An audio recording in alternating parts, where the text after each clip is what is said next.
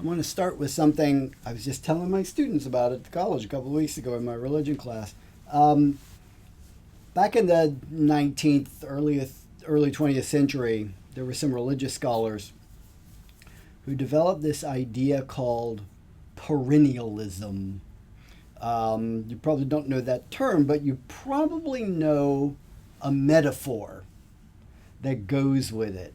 Um, Perennialism is the idea that, if you think about religions, it's a comparative religion idea. If you take religions and you sort of bring them down to the most basic level, perennialism is the idea that all religions are the same.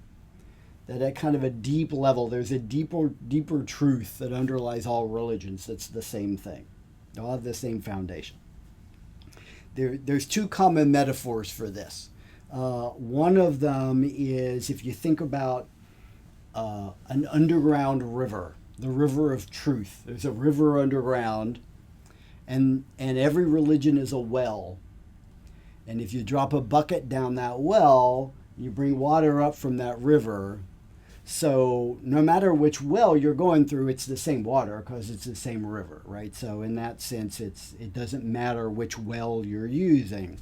The other metaphor, the one you're more likely to have heard, is the notion of paths leading to the top of a mountain, right? That every religion is a different path that goes around the mountain, but they're all going to the same summit, right? The summit is the same. No matter which path you follow, you're going to end up at the same place when you sort of take it to its extreme. When you take it all the way through, you're going to end up in the same place.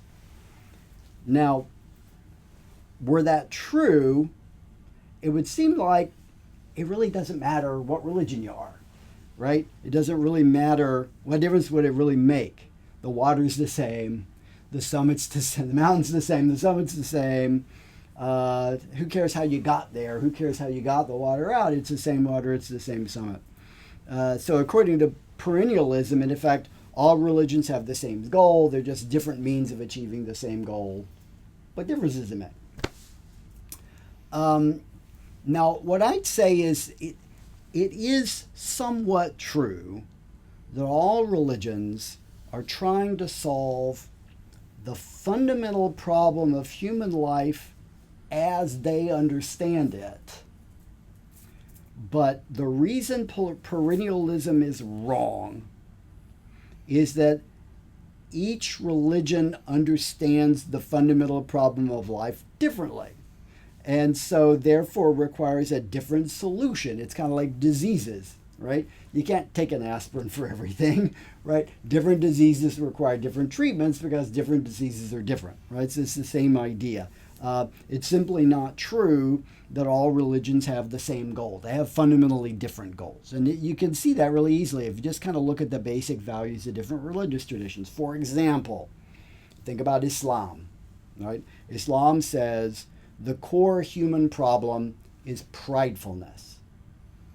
And so the solution to that problem is to overcome pride. And how do you do that? By submission to God's will. That's the whole idea. That's what Islam means. Christianity says the core human problem is sinfulness. So the treatment that would be necessary, if that's kind of the core human disease, would be undoing the sinfulness through repentance and forgiveness, right? That would undo the problem. That would cure the disease. If you think about Buddhism, Buddhism says the core human problem is ignorance, right? So therefore, the treatment is insight leading to wisdom, right? Wisdom is the antidote for the ignorance. So each faith can be thought of as a path leading to the top of a mountain, but not the mountain, not the same mountain.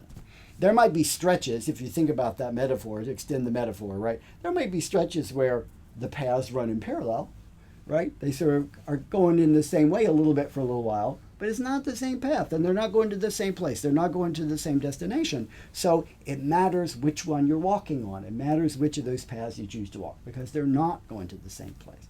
It's also possible that people walking different paths might benefit from the same or similar traveling aids, right? If you think about it, I could be walking a path to the north, and you could be walking a path to the east, but having a compass would help both of us out, right?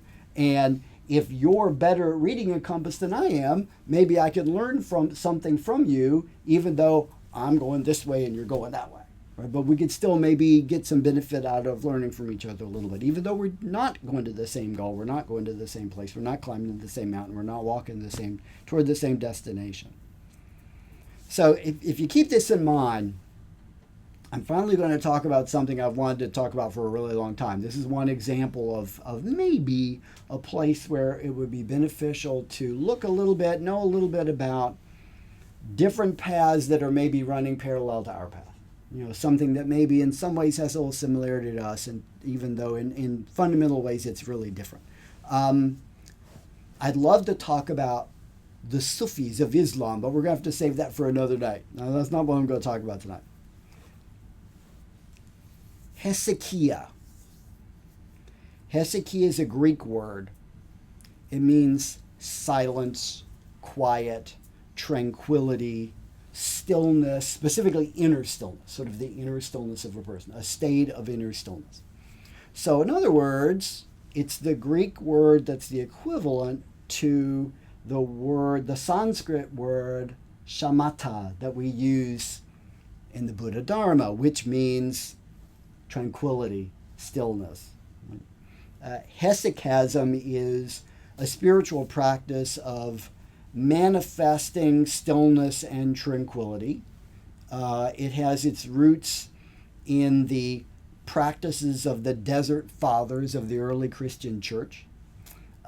It continues to be, a lot of people in the West have no idea about this, Christians in the West have no idea about this, but it continues to be an incredibly important practice in Eastern Orthodox churches, and especially Eastern Orthodox monasteries, right? Eastern Orthodox monasticism. This is something I've been interested in for a really long time, kind of this kind of spirituality for a really long time. And if you look at the interfaith section of the loan library over there, you'll get a clear sense of this. There are a few books over there that are kind of related. The most obvious one, a really good example of this, there's a book over there.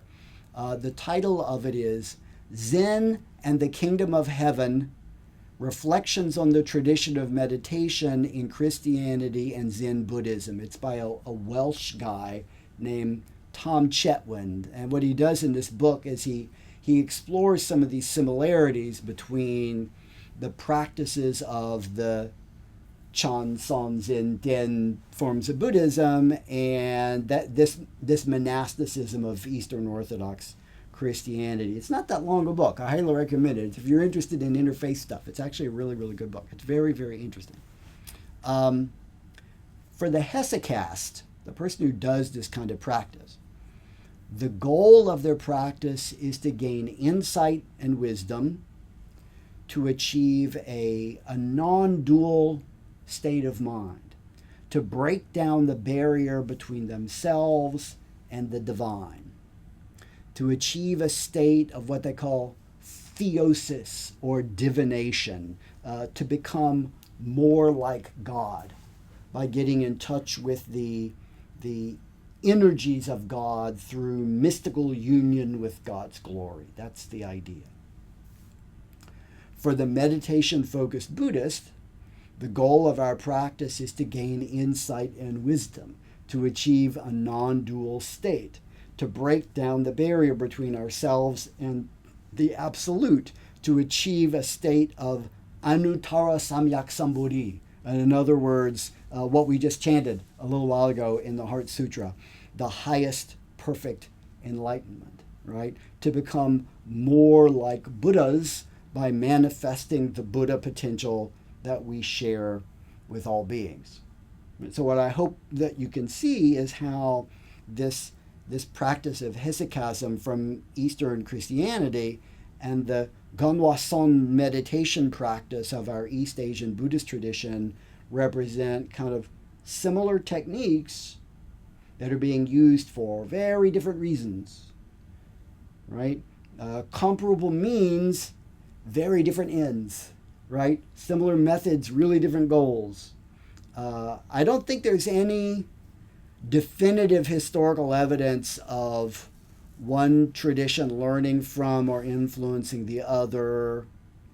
It'd probably be us influencing them. Buddhism is older, after all. But I don't think there's any good evidence of direct influence there. There's some speculation about that, but I don't think there's any definitive evidence of that. I suspect it's more an example of what you might call convergent spiritual evolution, right? Sort of like in biological evolution. It's like, you know how this thing about different kinds of animals seem to keep ending up being crabs. You know, that's sort of that idea, convergent evolution. It's that sort of idea.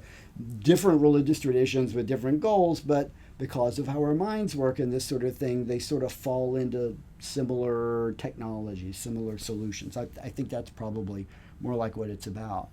I've been thinking about this for quite a while, but what made me kind of finally decide that I really needed to put this talk together and give it was I stumbled upon a video online here recently by a guy named Father John Bethencourt. He's a priest of the Antiochian Orthodox Church. Near the beginning of this video, he said, "How do we find the place of stillness in a world of chaos?" He especially focused in this talk that he gave on the speed of modern life, the pace, the busyness, the overwhelming busyness of modern life. And then he said something. He said a phrase, and this was the phrase that did it for me. This is the phrase that, all right, I need to do this. I really need to get this together. This is what nailed me. He said, "The tyranny of the urgent." Okay, we're on to something here. The tyranny of the urgent. That I resonated with that. That made a lot of sense to me. I think that phrase applies just as well to the goals of Son practice, right? Our practice in this tradition can certainly be seen as focusing on resisting the tyranny of the urgent. Sit still like a mountain. Bring the mind into focus on one thing. Use the posture and the breath to center your whole being. Find that inner stillness. Find the illumination. Find the light that's coming from the space between one thought and the next thought, between one breath and the next breath. That's resisting the tyranny of the urgent, if anything could be called that.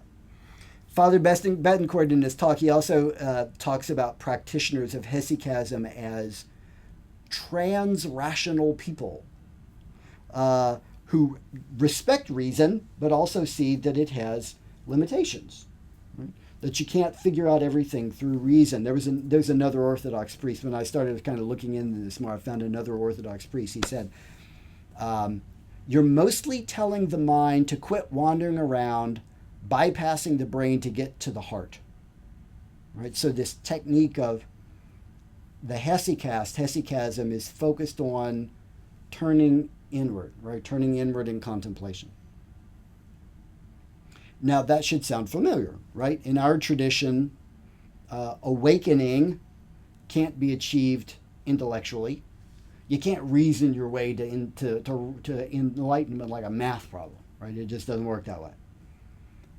The path to enlightenment is built on experience. And in fact, if your mind gets too preoccupied with intellectual stuff, with rationality and intellectual pursuits, that actually can create a barrier to that experience. It makes it harder to walk the path. So the practice of Ganwa Son is also focused on inward contemplation, turning inward. Father Bethencourt stresses in this talk that only through quieting the heart and mind can a person find God. Only by stilling, I love this expression too, only by stilling the mind weasels. I love that, mind weasels. You know, it's really similar to in Buddhism, we often talk about the monkey mind, jumping from branch to branch in the tree. But mind weasels, you think about weasels, ferrets, that works too. That's a metaphor that works as well. And the technique that they do that through in this practice of hesychasm is, in Orthodox Christianity, is the Jesus prayer. The Jesus prayer is a means to do exactly that, to still the mind weasels. Lord Jesus Christ, Son of God, have mercy on me, a sinner. Repeated over and over with the breath. The thought with the breath, in the rhythm of the breath. Now, he says in this video, it's not a technique. He even goes so far as to say it's not a mantra. But I'm not sure he really understands what a mantra is, because the way he's talking about it sounds a whole lot like a mantra. I mean, that sounds like exactly what he's talking about. His description sounds like a mantra. He refers to this prayer as, and I've heard other Orthodox priests use the same expression, they refer to this prayer as a cry of the heart. But could you say the same thing of Namo Amitabha, Namo Amitabha, Namo Amitabha? Is that a cry of the heart? Or calling on Kwanse and Bosal, help me find compassion, help me find mercy. And the way the prayer is used directly parallels the way the Hwadu of a Gongon in the Son tradition, the way the Hwadu of a Gongon is used. So let's look at the practice for a minute. How does the hesychast practice? He sits very still in a stable posture. He bows his head with his chin toward his chest and his eyes downcast. He follows his breath and coordinates reciting the Jesus prayer with the rhythm of the breath. Lord Jesus Christ, Son of God, on the in-breath. Have mercy on me, a sinner, on the out-breath. He may use a prayer rope. This is a real one, by the way. I got this from an Orthodox monastery. A prayer rope, it's a length of knots, right? By going through the knots, the hesychast can keep his focus on the prayer. He can sort of track how many recitations of the prayer he's completed, so he doesn't have to be concerned with the passing of time. He can just keep his mind focused on the prayer. Now, how do I frequently practice? I sit very still in a stable posture. And I bow my head with my chin tucked in and my eyes falling toward the floor a couple of feet in front of me. I follow my breath.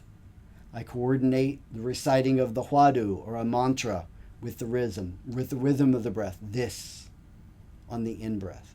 What is this on the out-breath? Gate, gate, para gate on the in-breath. Parasam gate bodhisvaha on the out-breath. I may use a mala, a string of beads or knots, to keep track of how many times I've recited the Hwadu or the mantra, so I can keep my mind focused on that and not worry about the passing of time. I can retain my mental focus on the meditative object. So it's the same thing. Superficially, yes, it's kind of the same thing. It's the same technique. Both are directly an experience. They're creating a state in the mind and the body that aspires to the mystical. But the intention is very different. The goal is very different. Parallel paths going to different mountains. Just let me circle back to where I started for a moment. Let's refute perennialism again. It absolutely matters which tradition you follow, which path you walk. They aren't interchangeable. Even when they look similar, even when they run in parallel for a while, they lead in fundamentally different directions. However, remembering that, I think there's still some value in exploring aspects of other traditions. Maybe even every once in a while, step off your path onto that path for a few steps. Not a long way, a little way. Just get a taste of it, get a feel of it. Maybe you'll learn something that'll be useful when you come back to your own path. In this specific case, one of the benefits of understanding how similar our practice is to the tradition of this hesychasm in Eastern Orthodox Christianity might be to make you feel a little less weird, right? A little less out of step maybe when nobody around you is doing these things, or very few people around you in sort of the wider community are doing these things. The idea that if people in other traditions have developed methods of practice to overcome the tyranny of the urgent, to go back to this wonderful expression, that are so similar to ours, and they've been doing them for hundreds and hundreds and hundreds of years. Maybe we are onto something. maybe we're not barking up the wrong tree. Maybe there is something to this. There's a really well-known religious scholar, a guy named Houston Smith. He died a number of years ago, but he wrote a lot and was very influential. Bill Moyers, the really famous PBS guy, Bill Moyers, did a mini-series with Houston Smith, interviewing him, talking about different religious traditions.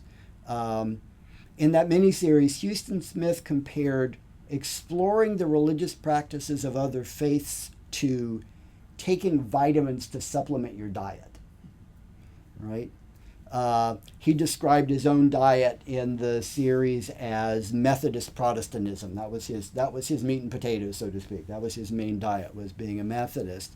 But he saw doing yoga and sitting zazen, sitting Buddhist meditation, as useful supplements, right? So in a similar way, San Buddhism might be our everyday diet, but learning about hesychasm might be a beneficial supplement to our meditation life, just as, understanding the Christian social gospel might help us enhance and apply our compassion. That's what Thich Nhat Hanh said, right? He was very inspired. The whole idea of engaged Buddhism in part came out of his learning about the social gospel movement in Christianity, right? So there can be something fruitful here to pulling these vitamin supplements from each other.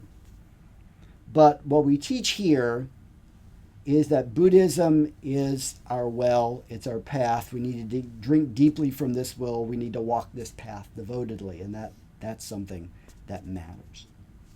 Sangbo Hashipshio Miyo in all beings, manifest enlightenment.